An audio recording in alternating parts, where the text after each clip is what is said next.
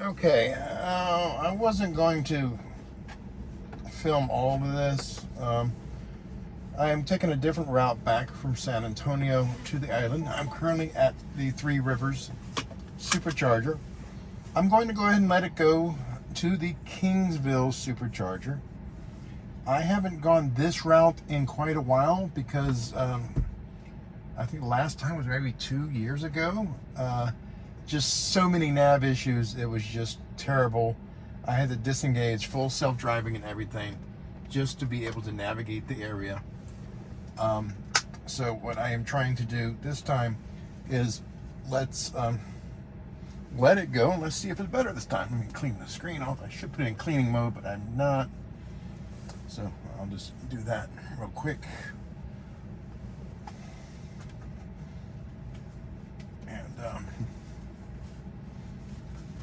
we will just got through hitting the supercharger here. It's the Three Rivers and the Kingsville are both 150s, a little bit slower superchargers. I like the 250s better, but in all honesty, once you get over 30-40%, it usually kind of throttles anyway, so it doesn't make too much of a difference. I'm getting ready to put it into drive, brake on, drive down. I am paying attention. The camera here is watching me. It's going to ask for some resistance. I tilted the monitor in an angle that should be good for the camera. Might want to tilt it down a little bit more like that so it's straight on. I installed this tilt and swivel myself, along with the jaw, or however you say their phone support for this.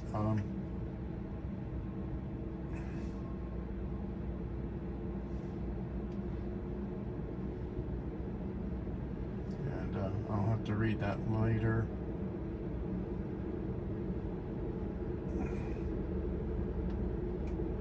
And let me check what this person is saying here. Okay, I'll have to talk to them later after my drive. So I'm going to get ready to continue here. I have a couple shorts I've uploaded. I have it in drive. It sees people if they're walking. I'm just going to engage it right here in the space. And let me see what the girlfriend has to say real quick before I start going.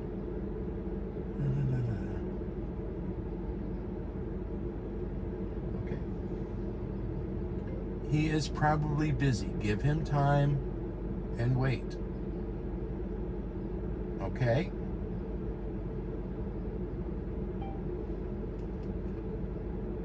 Some people, patience are kind of gone. Oh yeah, we see people walking the car, see this car moving here, waiting for it to pass, then I'll engage as they take their time, along with this other one. He's not in a parking space. This is going a different direction than what the nav is recommending, and this Kia is, I don't know what they're doing. So the car is working its way around it.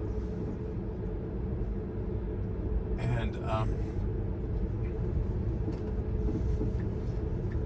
it could have gone the other way out, like the navigation was suggesting, but it's going this way, so this is okay. It's acceptable. I think I have it in chill mode. Just waiting for this pickup truck. We did have a semi truck over there, but it was turning into the parking lot. Now we're going to engage. This here is actually on the shoulder. It should be over in that lane, so at least there was no trash on the shoulder. Little things like that are kind of annoying.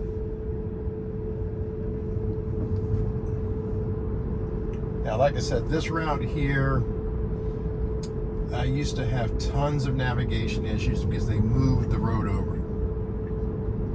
And, okay, it's getting on the interstate.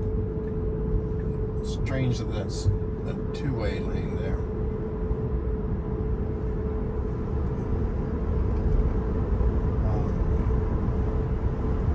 I want to say it was out here in this area of Robinstown, that it had a lot of issues because the road had shifted a couple hundred yards to what the navigation data had, or the map data had. and it is going to do 79 and a 75. That's okay. It's interstate. It sees the interstate speed limit signs and adjusts. Here comes the 75. It's visualizing. It's there. It's when it switches to a highway that I'm having issues. And it's constantly. Every highway that's not an interstate, that's over 65 miles per hour, it doesn't seem to visualize or recognize those speed limit signs unless it is a crystal clear sunny day with the sun to my back. Any days that I've had overcast or haze, it doesn't want to see.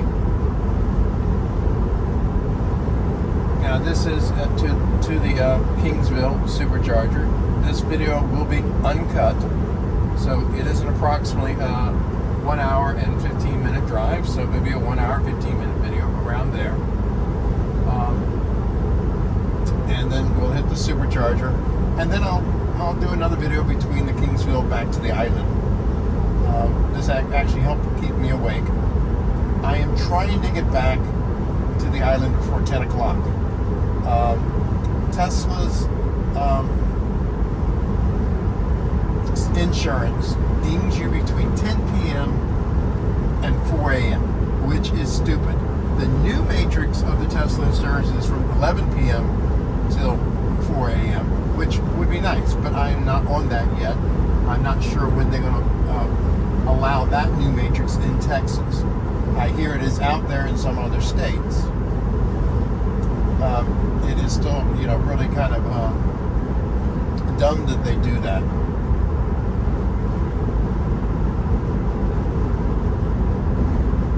But we will see how this works here. I am in the process of uploading some other videos, which will probably be there before you see this one. One, I get into a discussion with ChatGPT about Tesla, which, to kill time for this hour and 10 minutes, I might do that. Let me see what okay. I just got through charging at Three Rivers. I am now heading towards Kingsville to charge. Hopefully I can get back to the hotel before 10 p.m. I am currently recording a video, so you're on it, and I will talk to you later.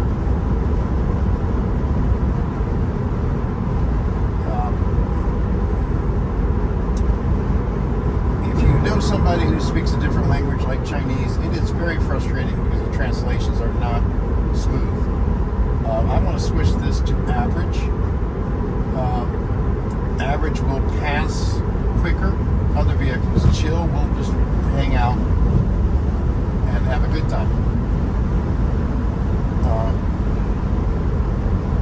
I am going to go let it go, 79 or 80, while I can, to try to improve my time as much as possible. We have plenty of range here. Kingsville will be the last supercharger until the island, hopefully. If anything, I could just charge at Kingsville enough to get to Harlingen, that has a 250 kilowatt supercharger, and hit that for a shorter period of time and give me enough just to get to the island if I want to work that and make it quicker. But this here is expecting me to get to Kingsville and wants me to charge for 25 minutes. Like I said, I could probably knock that down and get there quicker. But, it's saying 25 minutes, I should get to the island with 16%. So I could probably, like I said, cut 10 minutes off of that and get to the island with maybe 7 or 8%. Using the Harlingen as a fallback if I kill too much range on a faster drive.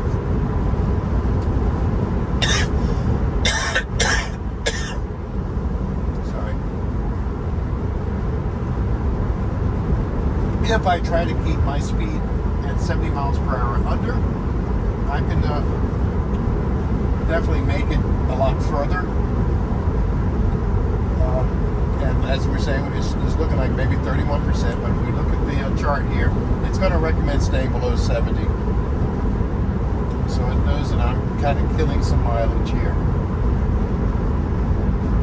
It's also telling me about the weather, the wind from a certain direction, how much that's eating up on my trip too.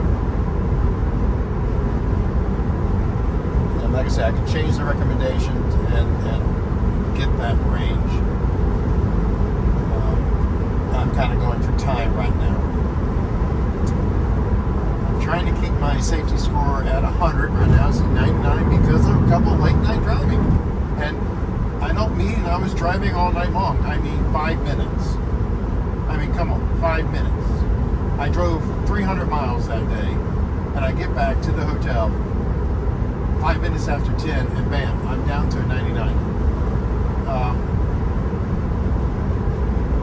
Sometimes it's not that bad. Sometimes if you get enough miles in, it shouldn't matter.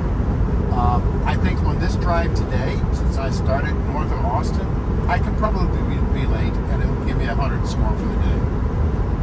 Should be able to, so I shouldn't stress it. I'm stressing myself out, but I am tired. I drove all the way up here yesterday, trying to get some sleep in a hotel up there north of Austin, but man, we had a thunderstorm that rolled through there. A lot of lightning, a lot of noise, and it sounded almost like it was raining in the hotel room, but it wasn't. Nothing was coming into the room, and we were on the second floor and the third floor above us. But it sounded like that. The way it was kind of hitting the windshield and the exterior of the air conditioning units.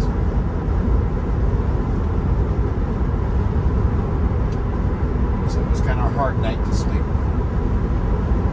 I'll probably have to come back up here again next week, unfortunately. That kind of worries me. SpaceX has a lot of road closures coming up. We're looking at a lot of, what do we have coming up? SpaceX here in Boca Chica, May 3rd, which is tomorrow. They have a primary closure between 7 a.m. and 7 p.m. That is,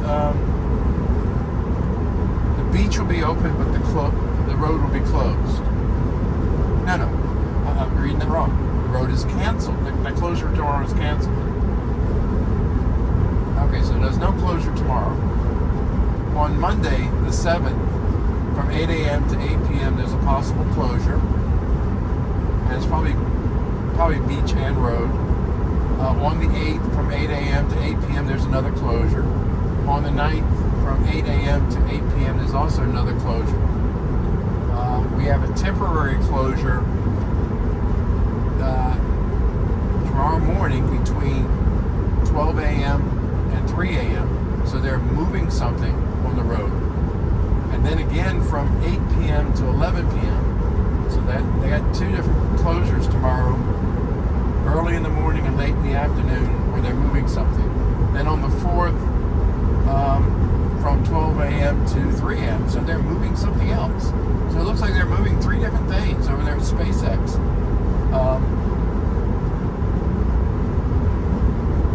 Tomorrow night, or tomorrow morning, tomorrow night, and Saturday morning.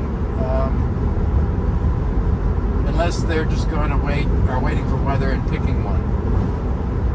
I am on average, I am doing 76, we're in a 75. It's wanting to, I have the max set at 79. If I put it on assertive, it'll probably pass this guy. So if I bump it up to assertive, yeah, it's going to pass him. Average was given the leeway. I think it's 4 or 5 miles. Chill will give it even more, up to 10 miles difference. So that's one big difference. Also, it handles the following distance. Chill keeps more of a gap, and the assertive gets closer and stays closer behind the vehicle. I'm of course moving it back to average.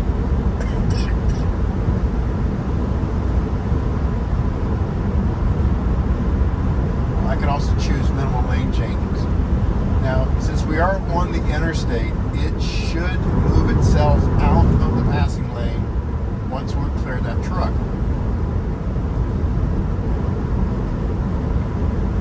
Because legally speaking, you're supposed to not stay in the passing lane. You're supposed to move out of it.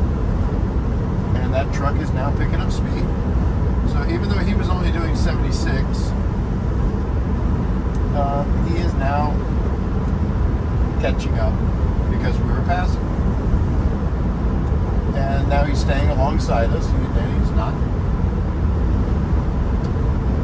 going any faster, but he moved up enough to block me from moving out of the passing lane. As you can see, he is right here next to me on the visualization. He is in a pickup truck.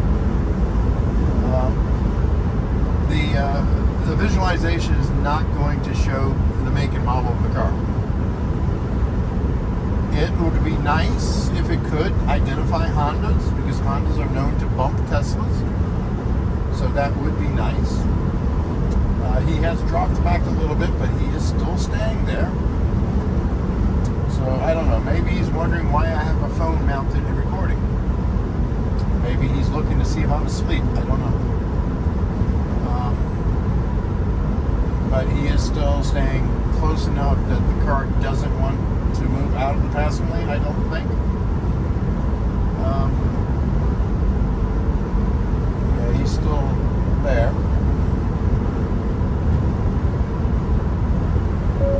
And I think he wants to give, yes, I'm sorry, I'm further in the screen. A little bit too longer. It does not really give you much time to look away. The camera watches your eyes and wants you to pay attention to the road. Yes, there are ways to circumvent that. There's ways to circumvent the steering wheel. I don't recommend doing that. Those are there, those are safety reasons. Those are there for a reason. So please don't do that. Looks like he is now getting off of that exit along with that truck, and it is now changing lanes. And I think it's moving out of passing lane. So yeah, it was waiting for him. He was staying in the passing lane there, blocking me from getting out of the passing lane.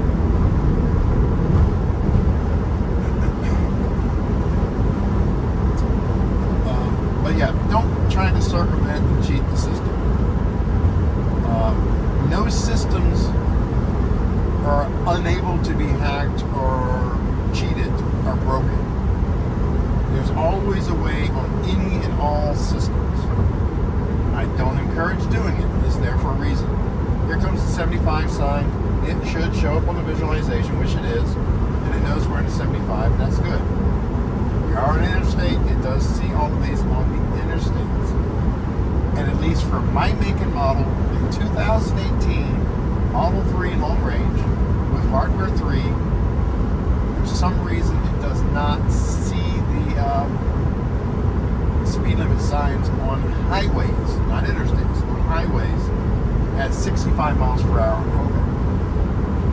And it doesn't grab the data from NAV correctly. And I say that because if I look at Waze, Google does have the proper speed limit there. Now the Google Maps here, it is saying that the map itself is updated in 2024. Now that, as I mentioned before, if we look under software, I am running 12.3.6, but the map navigation data from Tesla is still 2023.44-14.828, etc. When are they going to update that? Will a navigation update file fix these issues I have? How many of these speed limits are inside that navigation file? How many of these edge case areas are in that navigation file? I don't know. I haven't had the time to really look and get a copy of the navigation file and look at the raw data. Being in the IT field since the 70s, I would be interested to see what that actual data is, what all is in there, and what it's about. So while we're talking about that, let's see if we might be able to get some answers. We're asking a different AI about the Tesla AI. We're going to drop her into listening mode here.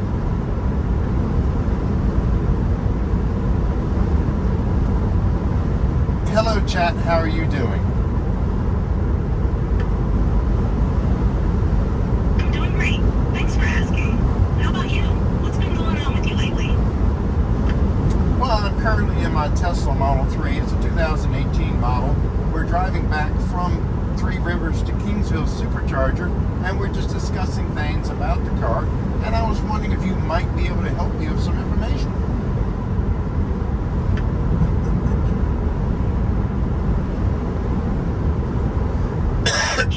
I'd be happy to help with information about your Tesla Model 3. What specific details or questions do you have?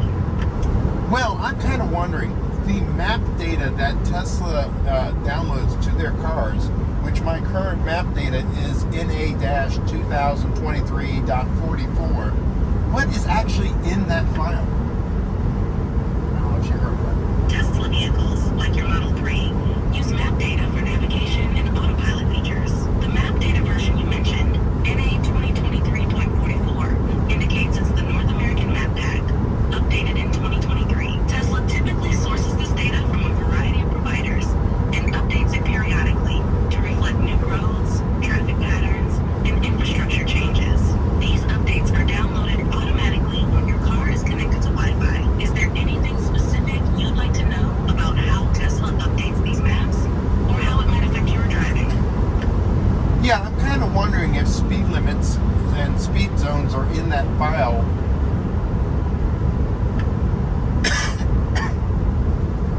Yes, the map data in your Tesla does include speed limit information along with speed zones.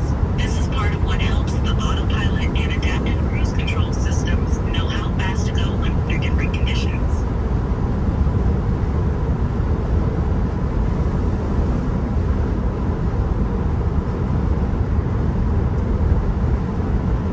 This helps ensure that your driving experience is both safe and compliant with local traffic laws. Is there anything else about your Tesla or its features you're curious about? Well, I'm currently running full self-driving 12.3.6, which was just released a few days ago. It uses the cameras and sees the speed limit signs. But I've noticed on highways, not interstates, but on highways, it does not see the speed limit signs over 65 miles per hour.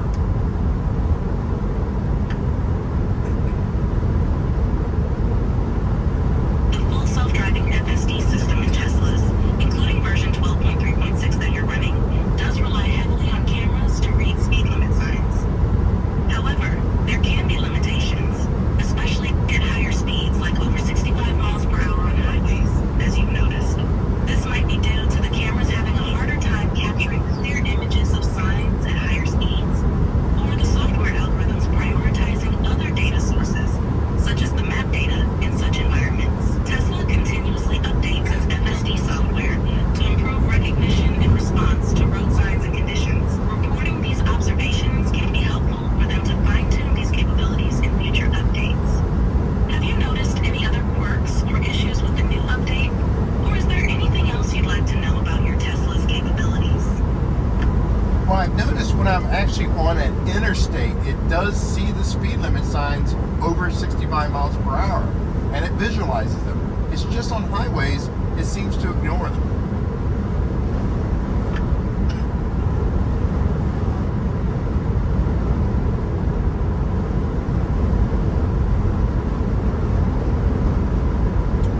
And I think I'm in a dead zone, so the internet may not be working right now, so you might not be much help right now.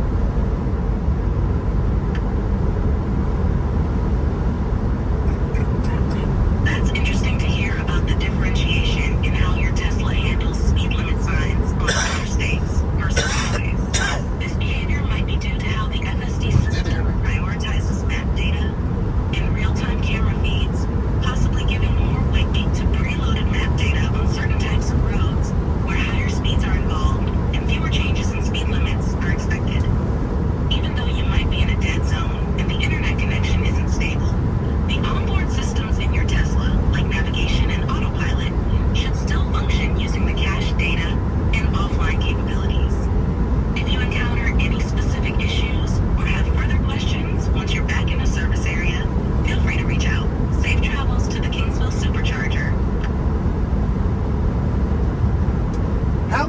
people do you have a day who just talk to you and don't really need any questions answered?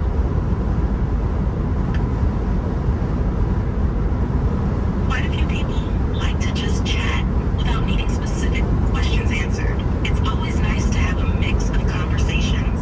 Some are looking for information, while others might just want to talk about their day or share thoughts. It's all about keeping the conversation interesting and engaging, no matter the topic. What about you? Do you often find yourself just chatting with others without needing anything in particular? Well, sometimes when I'm driving people, but I'm talking about to you in person, you in particular, sorry. Do you have people? No need to apologize at all. It's great that you reach out to chat, whether you're driving or just looking for some company. I'm here to keep the conversation going, help out, or just be a listening ear. It's nice to have someone to talk to, especially on long drives. How are your passengers usually during your trips? Well, they're usually shocked and amazed about how well the full self-driving is. They can't believe that I'm not touching the brake, steering wheel, or doing any steering. That sounds like a pretty cool experience to share with your passengers. Tesla's full self-driving technology definitely has that wow factor, especially for people experiencing it for the first time. It must be interesting to see their reactions. Do you find yourself often explaining how the technology works to your curious passengers?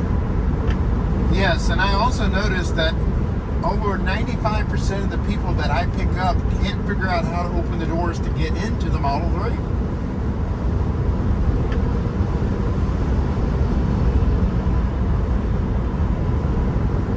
That's a common observation with the Model 3's unique door handles.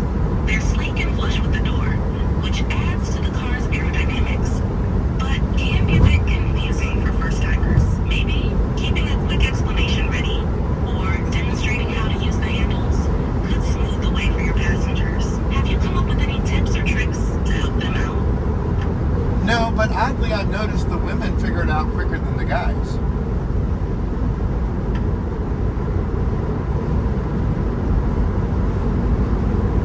That's an interesting observation.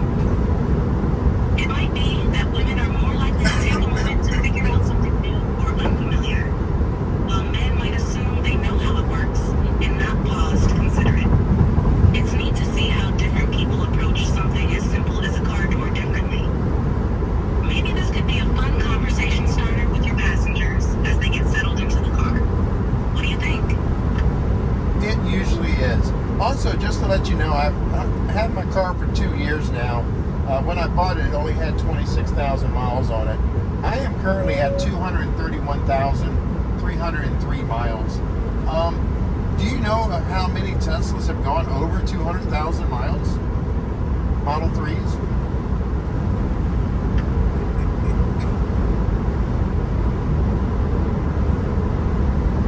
That's quite impressive mileage for just 2 years.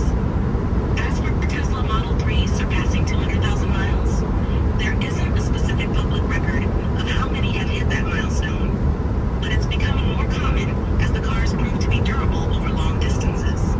Tesla vehicles are known for their longevity, especially since electric cars have fewer moving parts than internal combustion engines, which can reduce wear and tear over time. Your car's mileage is a testament to the Model 3's durability. Have you had to do any major repairs or just routine maintenance? No, the only maintenance I've had was to add windshield washer fluid and change the tires. I'm on my 3rd set of tires. Do you think I can get 500,000 miles out of this car?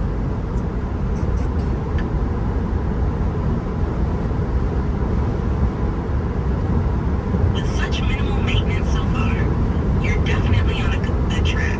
Tesla Model 3s are known for their longevity, especially given the lower mechanical complexity of electric vehicles compared to traditional cars. Reaching 500,000 miles is quite ambitious, but it's not out of the question, especially if you continue with good maintenance habits like you have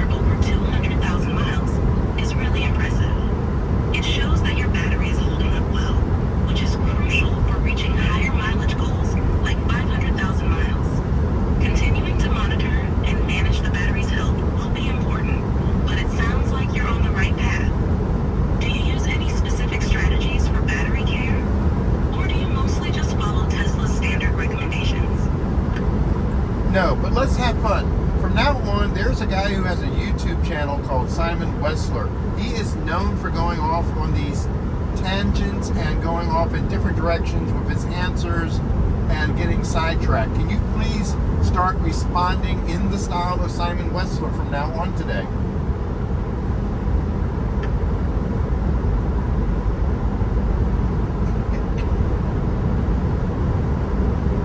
Channeling Simon Wessler. That sounds like a delightful challenge. So where were we? Yes, your Tesla and its nearly indestructible battery. Now, speaking of batteries, did you know that the first battery was created by Alessandro Volta in 1800? It's fascinating, really. He stacked layers of zinc, blotting paper, soaked in salt water, and silver, which, though nothing like today's lithium-ion marbles, kicked off the whole electric revolution. But let's not get too far into the weeds of historical trivia, even though it's quite the rabbit hole. Now, your Model 3 is a bit like a trusty steed from those days of yore, isn't it?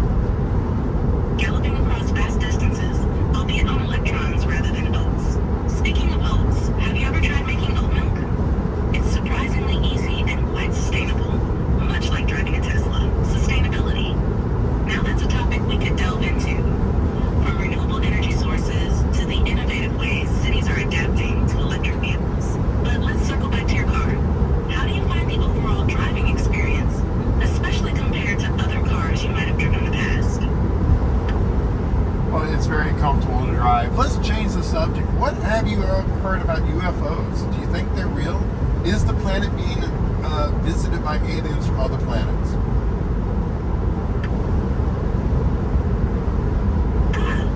Now that's a spicy meatball of a topic, isn't it? It whisks us away from the earthly bounds of electric cars and highway speeds to the vast mysterious expanse of the cosmos.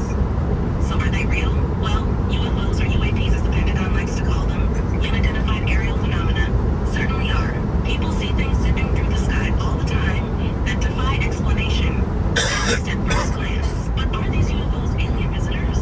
There's the rub. The universe is mind-bogglingly vast. I mean, there are more stars in the sky than grains of sand on all the world's beaches. Can you imagine that? And around those stars, countless planets. To think that Earth would be the only stage for life's grand drama, it seems improbably narrow, doesn't it? Yet, despite all this potential for extraterrestrial neighbors, solid evidence of visits remains as elusive as a ghost in a foggy graveyard at midnight. Governments have tickled our curiosity with declassified reports suggesting they don't know what these UAPs are either. Not definitively anyway, but let's entertain the notion, just for fun. Imagine if they are out there, observing, perhaps waiting for the right moment to say hello. What would they think of us? Maybe they'd be impressed by your Tesla, a shiny example of human ingenuity, smooth, silent, and sleek. Or maybe they think we're all just toddlers, playing with blocks, still figuring out how to stack them without toppling everything over. So, what's your take on this interstellar mystery? Have you ever seen something in the sky you just couldn't explain? I personally have not. Maybe when I was 10 years old, but I was too young to really justify that. But I'm kind of wondering, why would aliens who have technology to travel the universe even bother with our little planet? We seem so insignificant.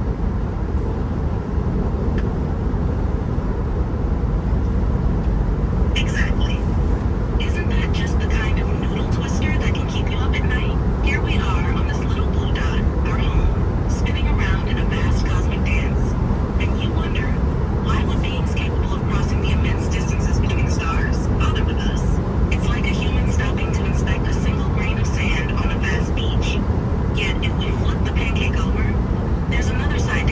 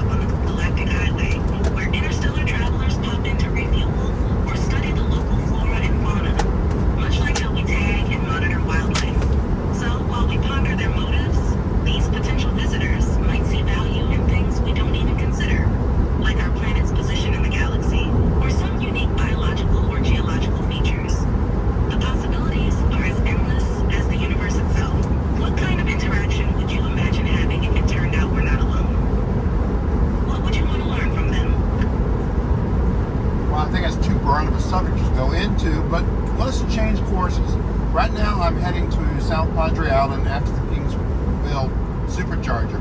Across from me is Boca Chica Beach, where SpaceX is building their Starship that Elon plans to use to go to Mars to colonize. What do you think about the Starship program? She didn't hear everything I said, but... South Padre Island in Boca Chica, where the future is being hammered out on the anvils of innovation and ambition. It's quite the sight, isn't it? SpaceX's Starship gleaming in the sun, a towering symbol of our Mars-bound dreams. Elon Musk's vision for interplanetary travel isn't just about building rockets. It's about sparking imaginations, pushing boundaries, and maybe making a few sci-fi dreams a little more surreal. It's fascinating how one stretch of coastline can be both a vacation destination and the birthplace of tomorrow's voyages to the Red Planet. The contrast between beachgoers and rocket launches, it's like something out of a novel. What draws you to South Padre Island? Is it the allure of the beach, the intrigue of SpaceX, or a bit of both? Can you do me a favor and repeat that in Chinese?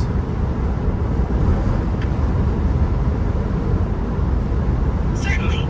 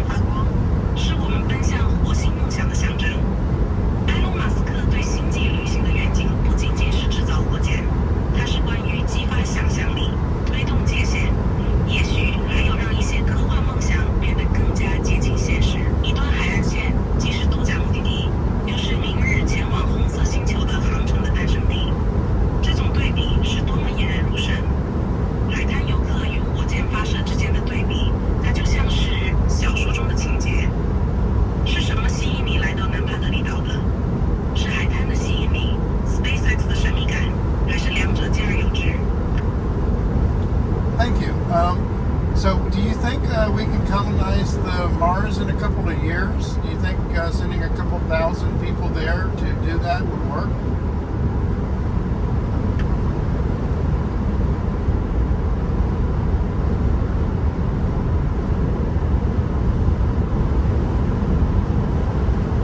Colonizing Mars. Now that's a topic that's both thrilling and fraught with challenges.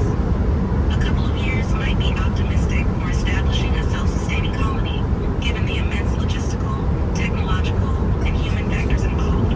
SpaceX and other agencies are working hard on the necessary technology, but there's a lot to figure out, from life support systems to sustainable food production to the psychological effects of living on another planet. Sending a couple thousand people as a starting point is an interesting idea. It would certainly help to diversify the skills and manpower needed to build and maintain a colony. However, the initial waves might be smaller, focusing on building infrastructure and proving that long-term habitation is feasible. The venture into space is as much about human resilience and adaptability as it is about rockets and technology. It's a step-by-step process, each one paving the way for the next. The idea of expanding humanity into the cosmos is captivating, isn't it? What aspect of Mars colonization excites you the most?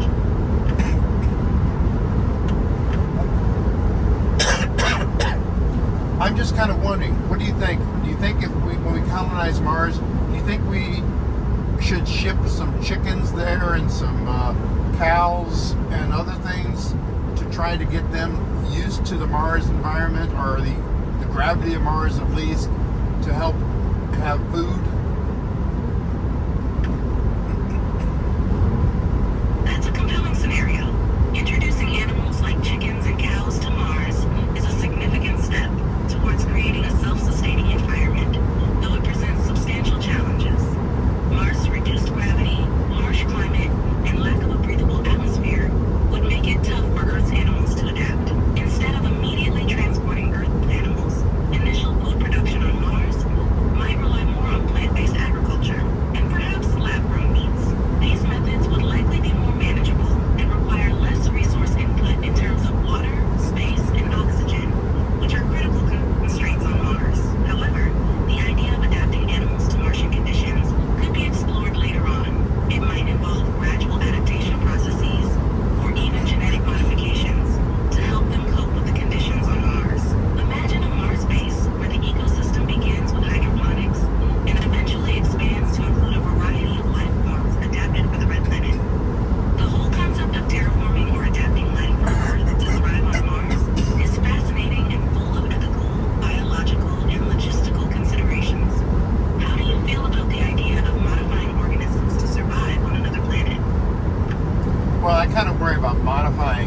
themselves, I prefer to be natural. I'm thinking if we ship chickens and cows and get them in an enclosed environment for them to raise, using their feces can help fertilize the soil for growing plants and stuff.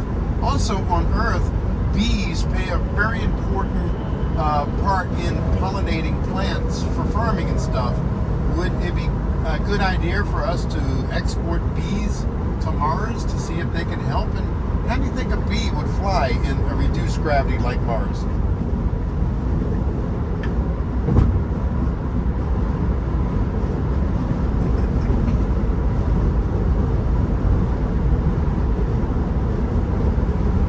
That's a thoughtful approach, focusing on the synergy between animals and agriculture to create a more natural and sustainable ecosystem. Even on Mars, using animal waste as fertilizer is indeed an integral part of organic farming here on Earth.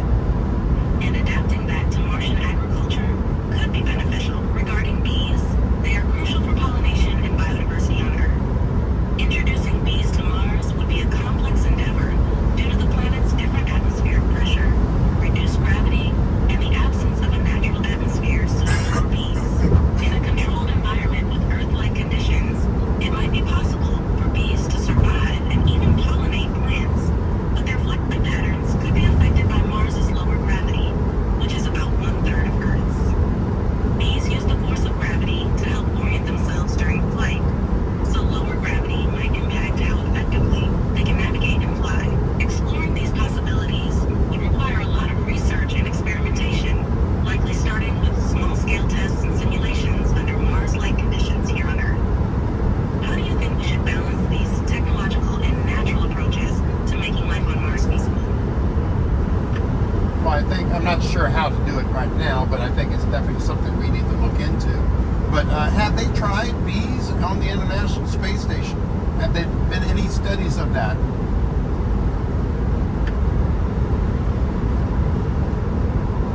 Actually, bees have not been tested on the International Space Station ISS as of now. The experiments on the ISS have primarily involved larger animals, microorganisms, and a variety of plant species to understand how different life forms adapt to microgravity. Bees, given their complex behaviors and crucial role in pollination, would make for an interesting study, particularly to observe how microgravity affects their navigation and flying capabilities, which are heavily reliant on gravity and visual cues on Earth. Research in this direction could provide valuable insights, not only for potential agricultural projects on other planets, but also for understanding more about the biology and adaptability of bees themselves. Given the challenges bees face on Earth, from climate change and pesticides to habitat loss, learning about their resilience in extreme conditions could also help in their conservation. It's definitely an area ripe for exploration, and who knows, maybe future space missions will include such experiments, given the increasing interest in long-term human habitation of space. What kind of experiments would you be excited to see conducted in space? Well, more on Mars, I would love to see how other insects like ants would adapt to the Mars environment as far as underground.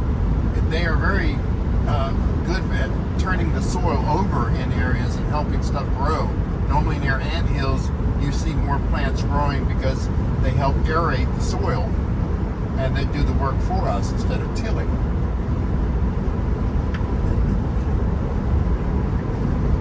That's a brilliant point. Ants could indeed play a significant role in Martian soil management and ecosystem development. Their natural behaviors contribute to soil aeration and nutrient distribution on Earth, which are critical processes for maintaining healthy soil that supports plant life. Studying ants in a Martian environment or simulated Martian conditions could reveal valuable insights into how they adapt their tunneling behaviors and colony structures in response to different gravitational forces and soil compositions.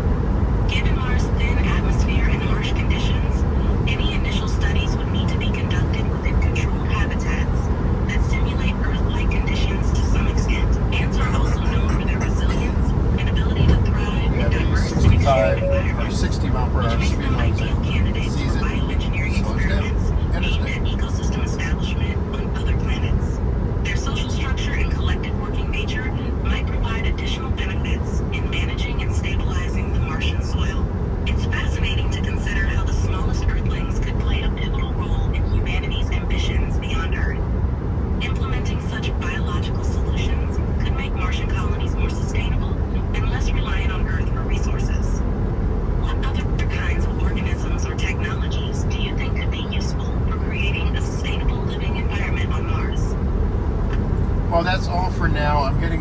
construction zone. I need to pay more attention to what the road car is doing. Not that I haven't been paying attention. I just don't have time to talk anymore. Thank you, and that'll be all for now.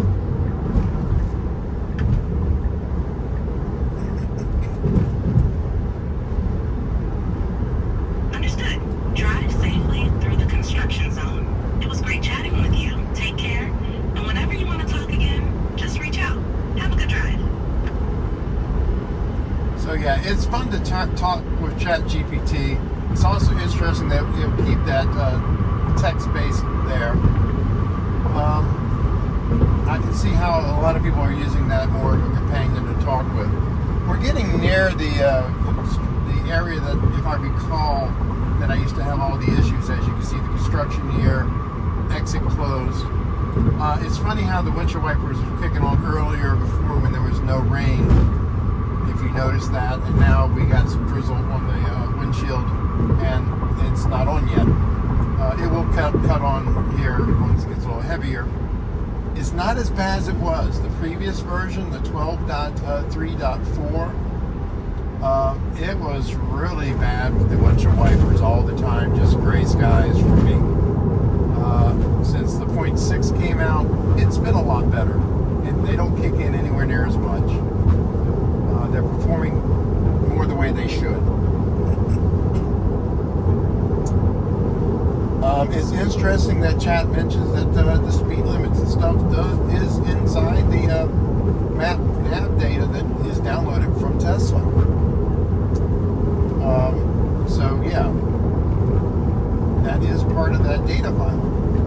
So the issues I have with some of the speed limits and stuff like that probably will not get corrected until a new map data file is pushed out from Tesla.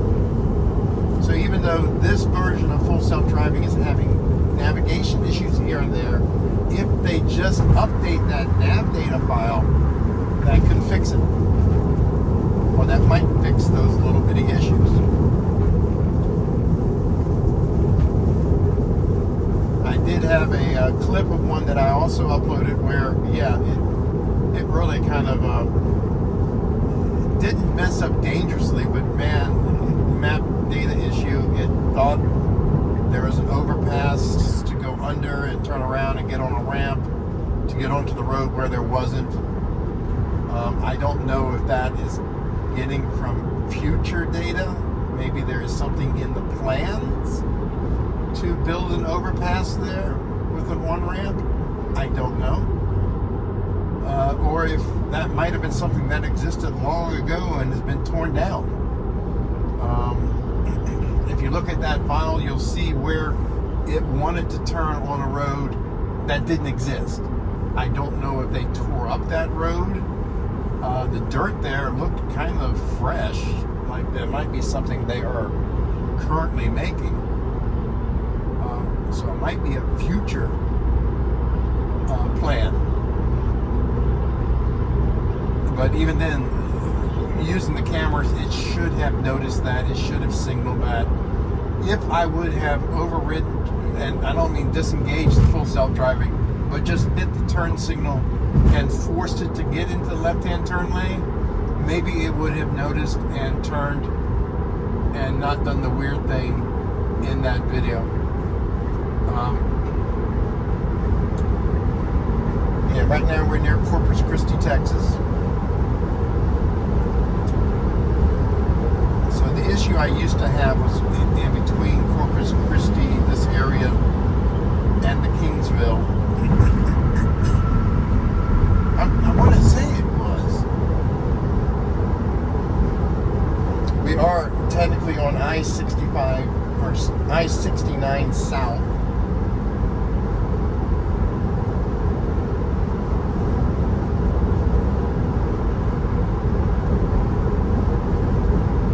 And I'm thinking it's in this area up here where I used to have the issue at.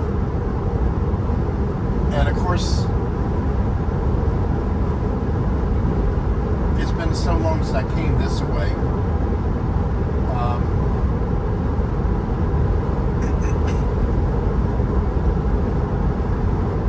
And of course, the map data has been updated since then, so that map data might have fixed that issue.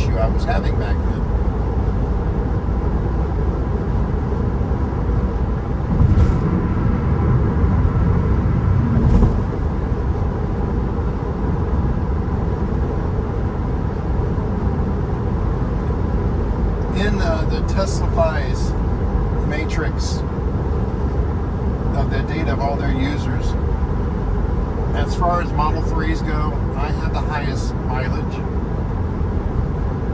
So if you subscribe to Tesla to Pi and you look at that, look at those stats, leadership board, and you filter by Model 3s, you'll see my car on there.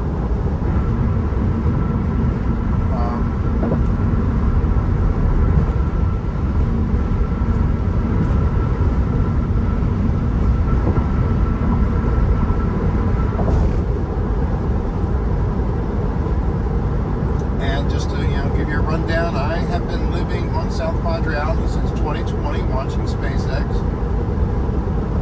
I do have my camera set up, doing a live stream every day, even though for a while now it's been so foggy we can't see SpaceX. I'm hoping that clears up, especially seeing that there's some testing coming up next week.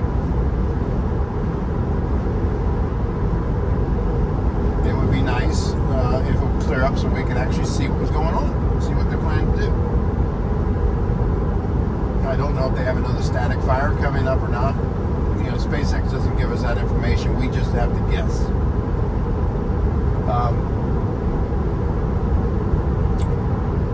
We got about 23 more minutes to go. As you have seen in this drive so far, I've had 0 interventions now. So we've gone a complete hour, 0 interventions.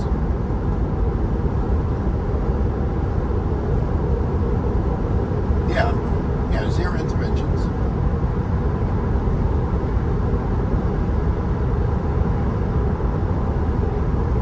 I think on the way down to Kingsville, I intervened once.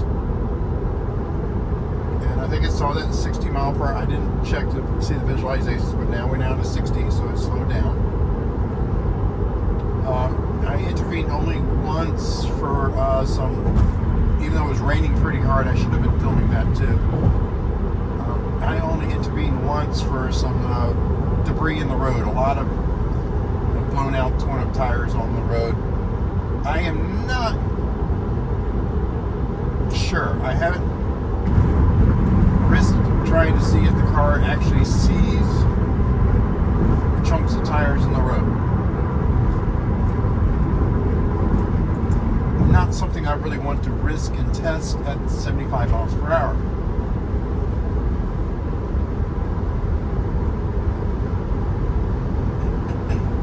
As far as lower speeds, other items, boxes in the road and stuff like that, yeah, it seems to be avoiding them. When I was coming back, if you look at the video from South Padre Island to Alice, Texas, almost before I even got on the island, in the left-hand lane, which I wasn't in, going on the bridge, there was a boat propeller in the road. Now, if the car would see that and avoid it, I would be impressed. It's not a big propeller, you know, it's about yay big. Would I want it to see it and avoid it? Definitely, because that would really mess up your car if you hit that. That's usually aluminum, you know, a hard piece of aluminum or steel, usually aluminum.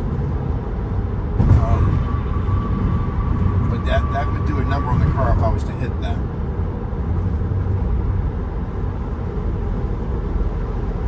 And I was also mentioning, you know, Dirty Tesla. He was doing his testing. One of the testings he had was the sunscreens, sun shields, or sunscreens for the window. They laid in the road, and it did not appear to react to it. Now, the thing I want to point out is it did go over the sunscreen. It straddled it. The tires didn't go over it. Not that I recall. I'll have to look at the video again. The tires did not actually run over the sunscreen. Is the car looking at that and saying, this is only a few inches high, the height of my car is this high, I can go over that safely, and it would just pass under the car? Which would be acceptable. On a Tesla, we have the aerial covers underneath the car, or they should be there. So there shouldn't be anything for anything to snag on. There's nothing hanging down like there is in a regular car. So it should be a clear shot all the way under. So if anything's at a certain height of that bumper, okay, it's okay to straddle that. Unless it's a kid laying on the ground. I would like it to be able to recognize a kid laying down and playing.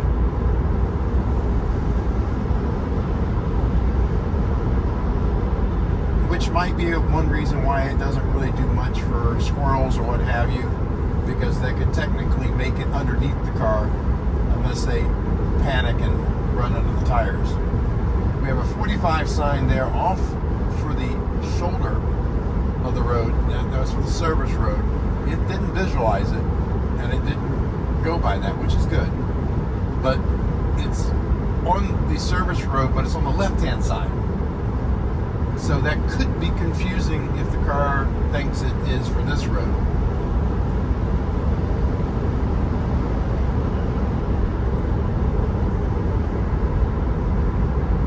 Because there's not much median over there between here and the service road.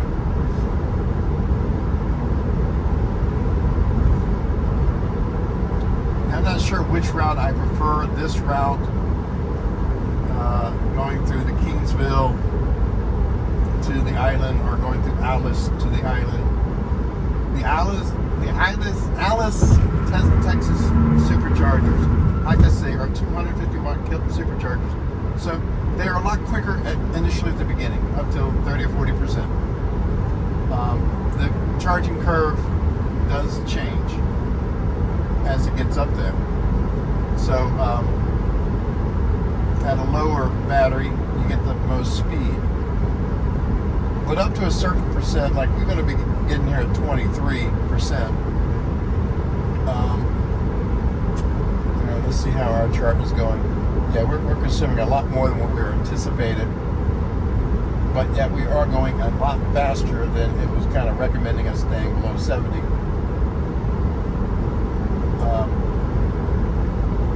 So the driving, we've used up 30 extra miles by driving so much faster over 70. But I have plenty of buffer. So, if I was to see this percentage going down even further, I would be like, okay, yeah, I'm going to have to drop down, slow down, and stretch it. Again, 2 years. I've done over 200,000 miles in this car. And my previous Tesla, over 160,000 miles. I have never been stuck on the side of the road because I ran out of range. The furthest I've ever gone down to, I only had 1 mile range. Correction, one time I got down to 0. But I didn't go much past 0.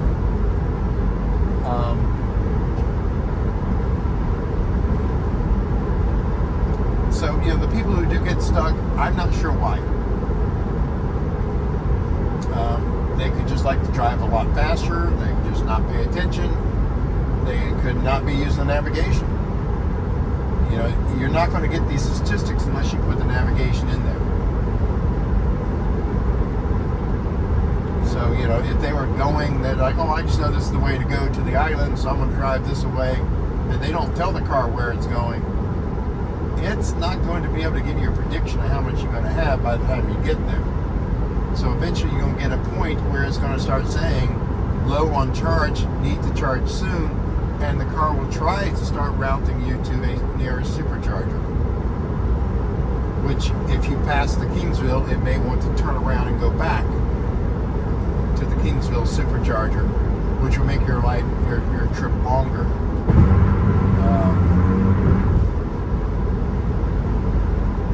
It would be nice if they would put another supercharger in between Kingsville and Harlingen. Especially, a nice 250 kilowatt. Or upgrade the Kingsville to 250 kilowatt. I know that Tesla's been talking about upgrading superchargers. This one here is still a 150.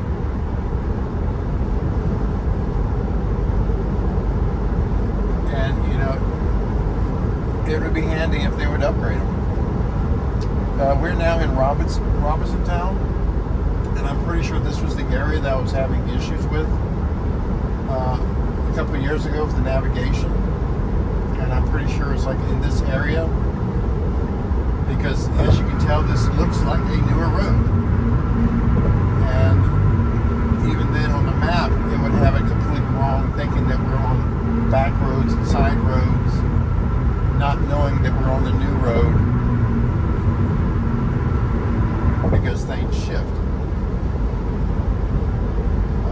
That bridge definitely looks a lot newer.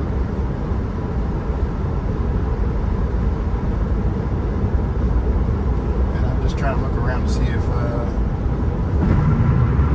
I can see where the old road used to be.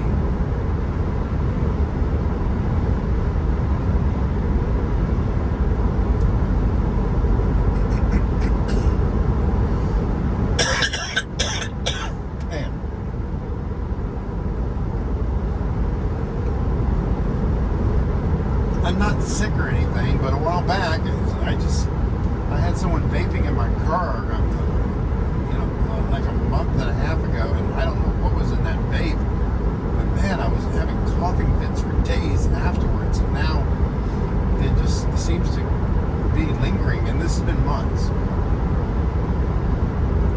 I have never smoked in my life. I've never done any drugs. I don't vape. In the 80s, okay, I smoked a pipe every now and then, more to keep my hands warm when I was in the Coast Guard. I was stationed in Chicago, Lake Michigan, Search and Rescue, and that was a good thing to keep in your hand, keep warm out there while looking. And a certain pipe tobacco was pretty enjoyable. Had a good taste to it.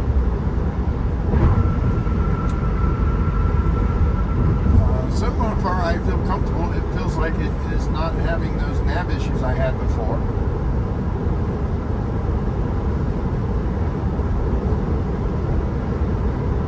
So that's good to know. The car is trying to get out of the passing lane, even though this truck on the right side is trying to pass anyway. So I'll just bump it up to 80 here. You can see how it's showing 77 over there, even though we're technically on 77.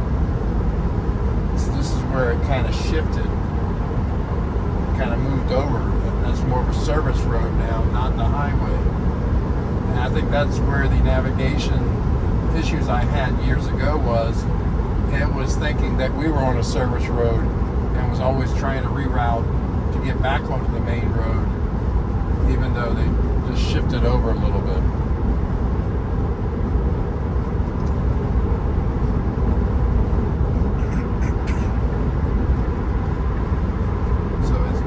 Glad to see it looks like that was fixed.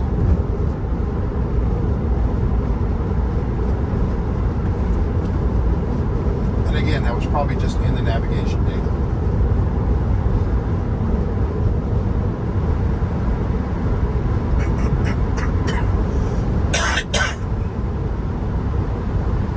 I'm not a big channel. I don't have a lot of viewers. I'm not making a lot of money on this. I'm just kind of doing this more for my enjoyment. I would love to be able to have a lot of money coming in on YouTube, but no, everybody would tell you the money's really going down. I would love to be able to sit there and make tons of content. I have to make a living, and I drive Uber and Lyft on the island to do that right now. I could go back into doing my IT work, but I kind of like this area. And there's not that much work out here for me in that field. And I'm still trying to stay out here to keep watching SpaceX. I'm still staying at the Holiday Inn Beach Resort. Right there on the beach. They have 3 swimming pools. One has a swim-up bar, and that is heated. And like I said, you can walk right out the back onto the beach.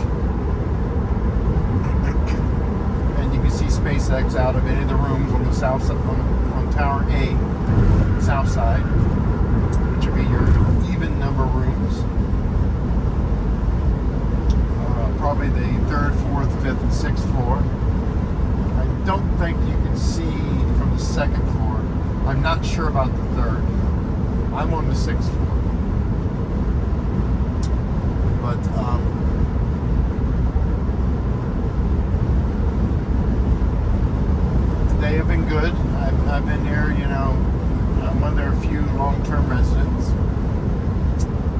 Again, I don't do much commentary about SpaceX on my channel because my choice of doing Uber and Lyft, I got to meet a lot of people who work at SpaceX. And a lot of them have learned that they can confide in me, or well, not confide in me, that they can trust me, that I'm not going to repeat what they say or what I hear. Even if they're on conference calls, they know I'm not going to repeat that. That's me. I don't like to, betray anybody's trust. And for me, it's kind of hard to keep track of what's public knowledge and what's not. So it's easier for me not to say anything. So whatever I do know is just stuff, or whatever I do say is stuff that I 100% know is actual public knowledge.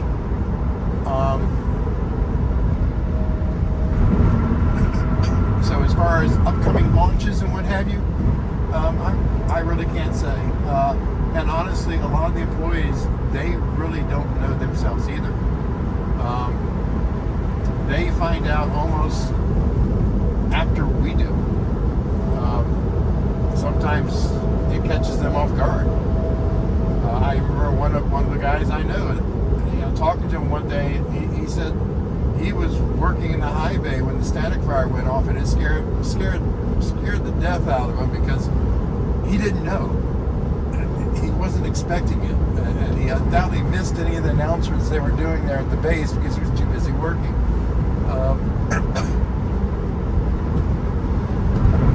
He's being safe, he's paying attention to his work, but unless he is thoughtfully wanting to listen to every PA announcement, whenever something comes over the announcement, it just kind of in one ear out the other.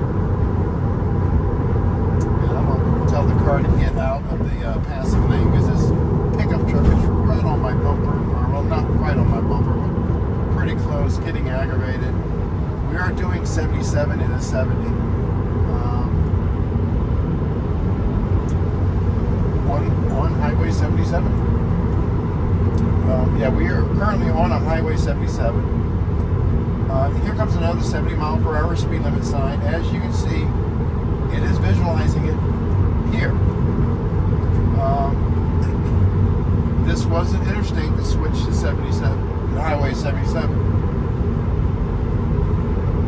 So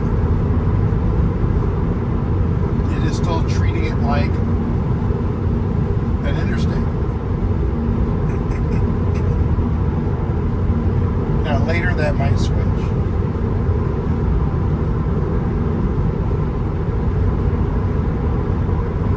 And that could be map data. Now I understand, talking to chat, at higher speeds on a highway you have more traffic that can come on and off. What I mean is crossing streets on that highway. Maybe stoplights coming up. So the car is prioritizing looking for traffic that might be crossing, traffic lights and stuff like that, and not prioritizing looking for signs at that speed. Here we come with a 65 mile per hour speed limit sign, and it does visualize it, and it is adjusting for it.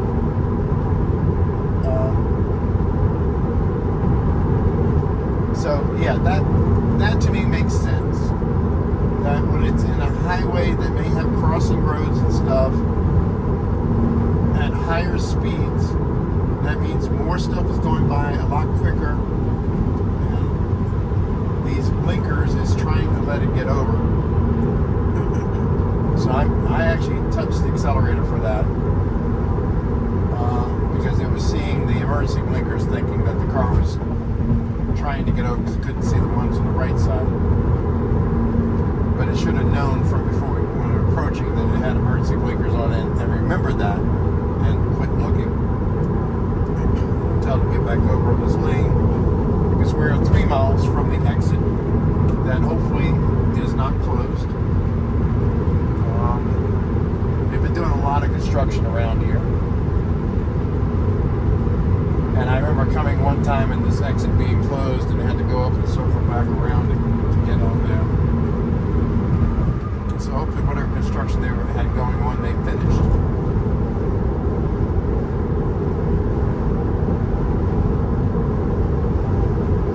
But yeah, it makes sense that if it's treating it as a highway, that it is prioritizing looking for other systems, other more dangerous stuff than the speed limit signs. If that's the case, then it really needs nav data, be it from Google or from the nav file for that area.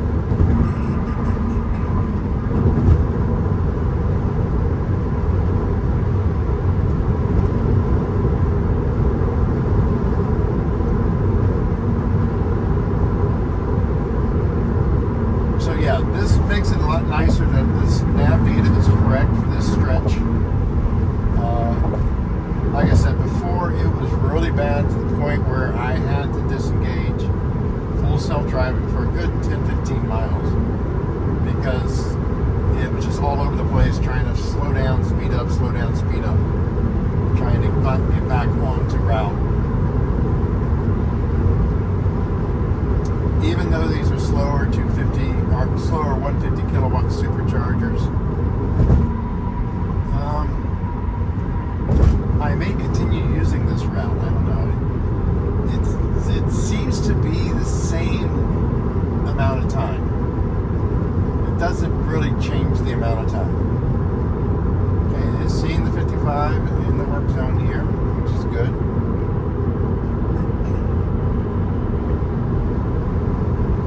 I don't see any indications that this exit's closed anymore, so that's good.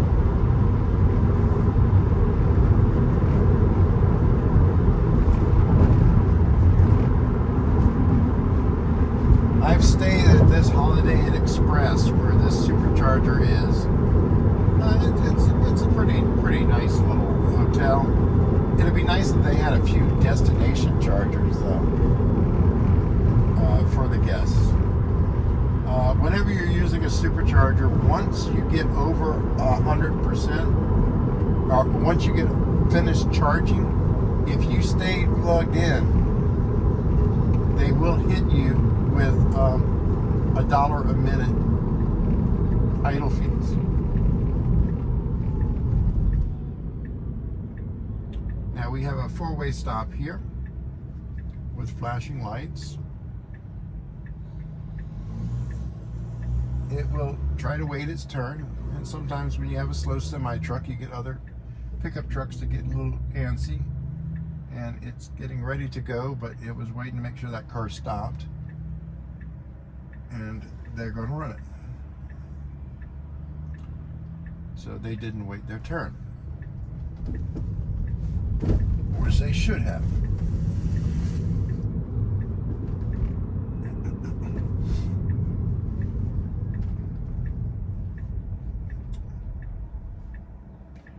And now, as always, let's see if it will pull into the parking lot. I really, this is something that really should be put into the Tesla's navigation data. Get the navigation information to get us right to those superchargers.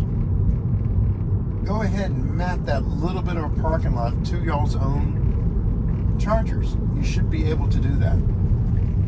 This is turning into the parking lot, which is good. Let's see how close it gets as a supercharger. It should turn left here, but it's not. It's going right.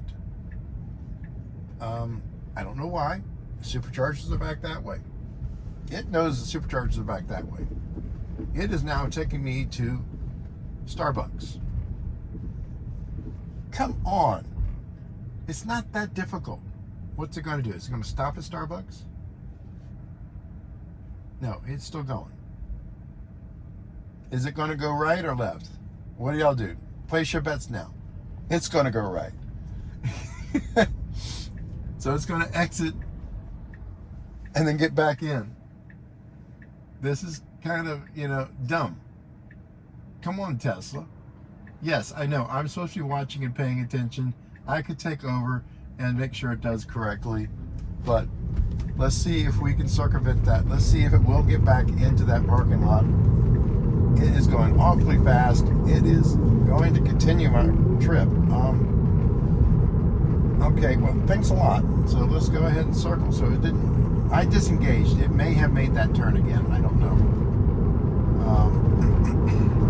I was going to try to stop and get back over there, but I didn't want to hit the brake.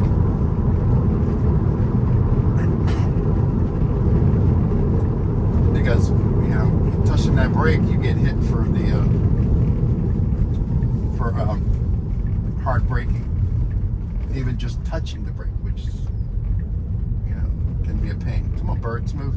These gherkins are really interesting birds. They make some weird sounds. And yeah, I looked, it was clear. And the car was looking too. So this should go in a circle again. Yeah, come on. You know where your supercharger is. You know that's where I'm going to.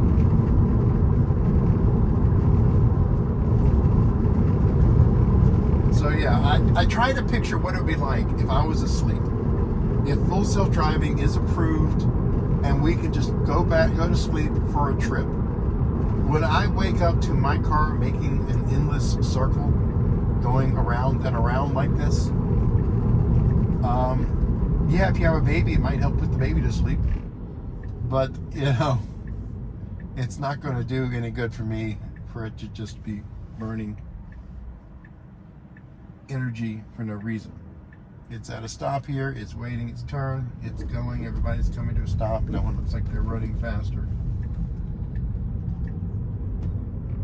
So this time when it turns into the hotel parking lot, I'm going to go ahead and engage a left-hand turn signal towards the supercharger. Let's see if it will get us there. Let's see what happens.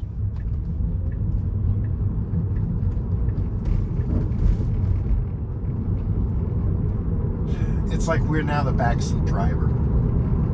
That's what it is. We're the backseat drivers yelling at the car. It's signaling to go into the parking lot like it should. Superchargers are over there. I'm going to hit the turn signal. Okay, I'm hitting the turn signal, so it listened to my turn signal. It's doing what I told it to do.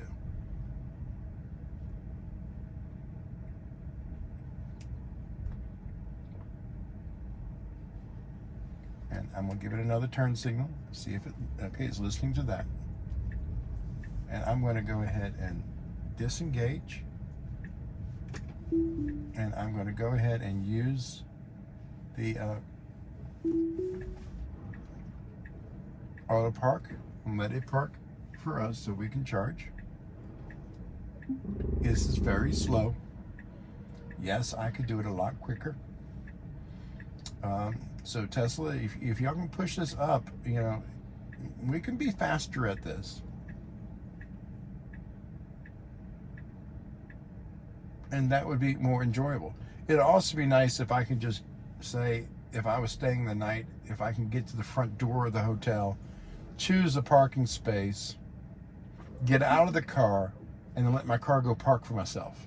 That I would like to see. I'm going to go ahead and, well, let me plug in first. We're at 59 miles left of range, which is, for me, is 23% battery. That's about what it would say.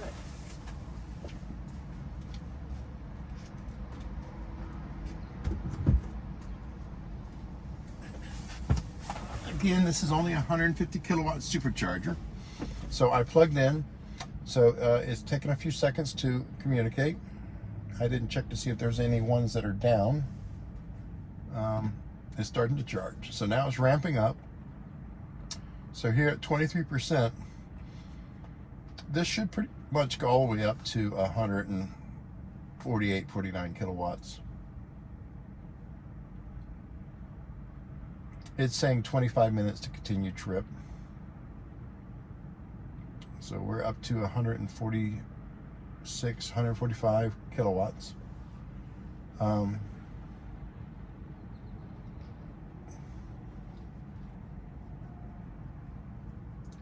So So as it's doing that, the car is actually monitoring the temperature of the battery and everything. We have 132 miles to go. Like I say, I can shorten that and hit the supercharger in Harlingen if I have to. If we go under the service and we go into software, you hold on the vehicle name and the password is service.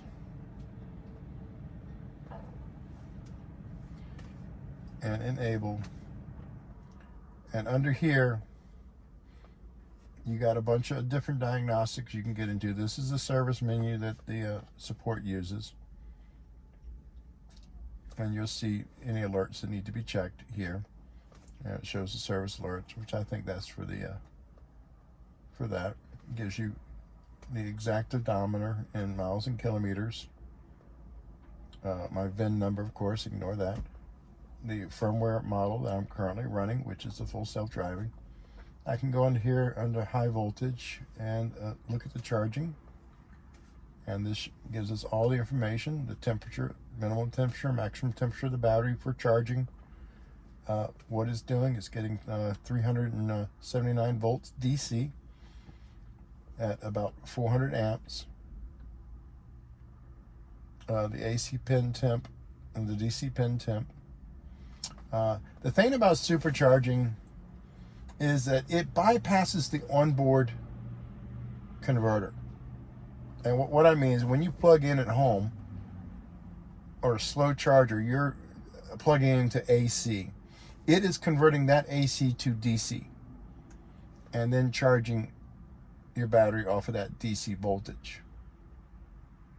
So right now, you know, you're not using that. And I can do that when I get at the hotel. I'll pull this up again and show what it looks like when it's charging off of that. And there's nothing much there to tap onto, but then you can look at HV battery. This shows the battery. And it's not technically full like that, but it gives a nice little visualization. And you can click on each thing and, you know, get information on it. Fast charger connector, negative connector, positive connector. These are under the seats. This is the connection going to everything else.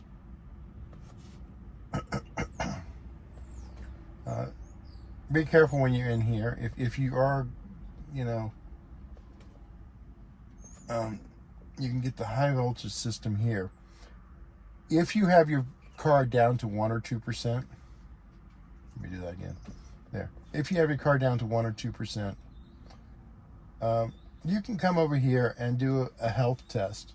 It will drain your car battery all the way down to 0 while plugged into a destination charger, not supercharger. And then it will charge it all the way up to 100 and give you a battery health test on that. I do that every now and then, just to, you know, for my records. It's been over 196 days since I've done that. Oh, it was 196 days since I did that. So I may do that again. It's been a few months. And back here you have the drive unit. It gives you information on that, the front drive unit. Anyway, while this charges, I am actually going to exit this menu and back to this. I have, you know, 100 miles of range. There's still 20 minutes remaining, but like I say, I can hit the Harlingen supercharger. That would be even closer for a quick charge, and still make it. I would have to curve my speed here. But again, I'm going to go hit the bathroom here, stop this recording here, and I'll do another video from here back to the island and see how the rest of this trip goes. Until later.